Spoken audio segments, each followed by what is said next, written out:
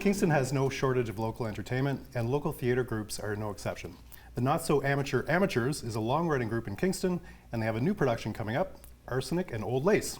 With me today from the Not So Amateur Amateurs Theatre Company are actors Douglas Connors and Thomas Pritchard. Thanks guys for coming in. Kingston has got like an amazing amount of theatre groups. There's stuff sort of coming up, every weekend. I want to get into that, maybe the reasons kind of why that is and the local support in Kingston around theatre and the arts.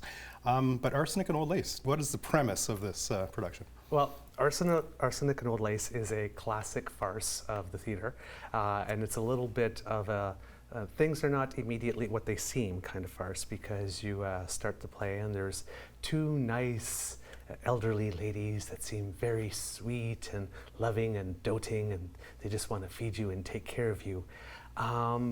But things at the Brewster House are not exactly as they seem at first. It's also like a very interesting kind of like family get together, like a whole bunch of like family members like who haven't seen each other in like quite some time, and then they really get to know what they've been up to, and a lot of chaos and madness ensues. The most hilariously dysfunctional family reunion ever.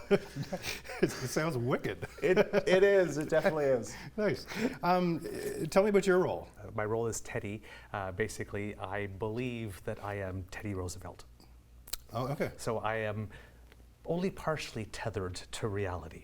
Okay. With it. And I guess I'm a bit of comic relief in that sense that, I will either come in and disrupt things or distract things, or if there's a moment of tension and it's like, oh, there comes Teddy or something. But for me, it's an opportunity to just be plain silly. I think out of everyone, I'm the one that gets to be the outright silliest.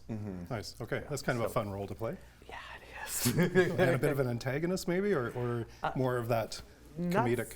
Not so much of an antagonist. I'm very supporting in this role as opposed to a lead, but potential scapegoat as well. Okay.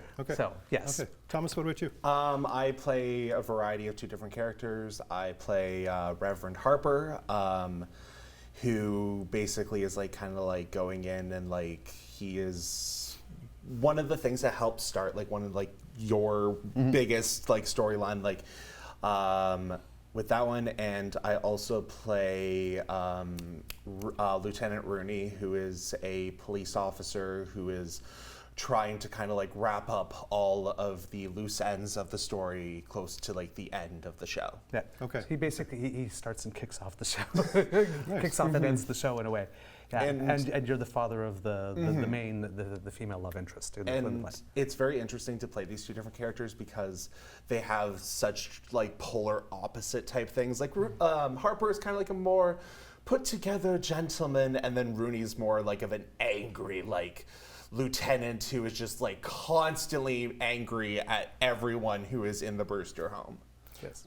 How is it playing two vastly different roles like that in the same production? It's fun, actually. Like, it's very challenging. I always like to play more challenging like characters and stuff like that, and more challenging like environments and stuff. It also like there is like enough time for me to like kind of get out of like one character, just kind of like breathe and stuff like that, and then kind of like get into the mindset of, okay, this is Rooney, this is like everything, get ready into that. Okay. Plus the speeds at that time, because at the beginning we're opening, so we're setting like this nice pace, right? Nice little idyllic little home. There's a priest and some old ladies, and they're talking about things, and everything is wonderful. And then at the end, because it's a farce, it gets a little madcap. So he has to find two different speeds, which is a good challenge too. Nice. How big a production is this? How many actors? How many people involved?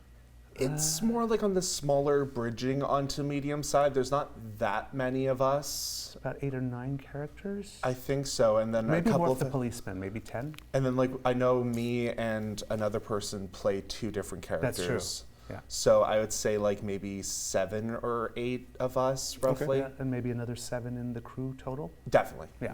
And this is being performed at the Domino Theatre, but you have an affiliation with Domino Theatre. Can you tell me a little bit about that? Not So Amateur Amateurs rent space from Domino because the Domino season goes from September to June. the 7 plays that they do a year, and then there's the One Act Festival in early July.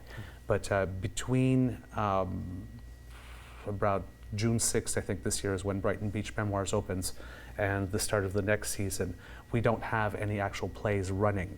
So in those periods of time, people will sometimes rent space. So not so amateur rent space to run children's camps, theaters camps, and that type of stuff. And sometimes between shows in the season, we'll have about 5 weeks between shows in the first half of the season and 4 weeks.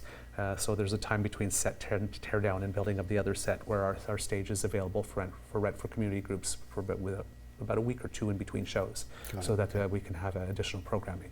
So it's not a Domino Theatre production, but it is on our stage. You know, I've been working in Kingston for a couple of decades now, and there's just been so many theatre groups, which is amazing. And they seem to be well supported too. When you go out to these productions, it's not like an empty house or half a house. Often it is a full house seeing these. What do you think about the support in Kingston for these groups? Like why is Kingston, I guess, this sort of mecca for not only theatre but music and arts in general? There's always been kind of like a calling to theatre in Kingston. I've pretty much been in the theatre community ever since I was in like preschool.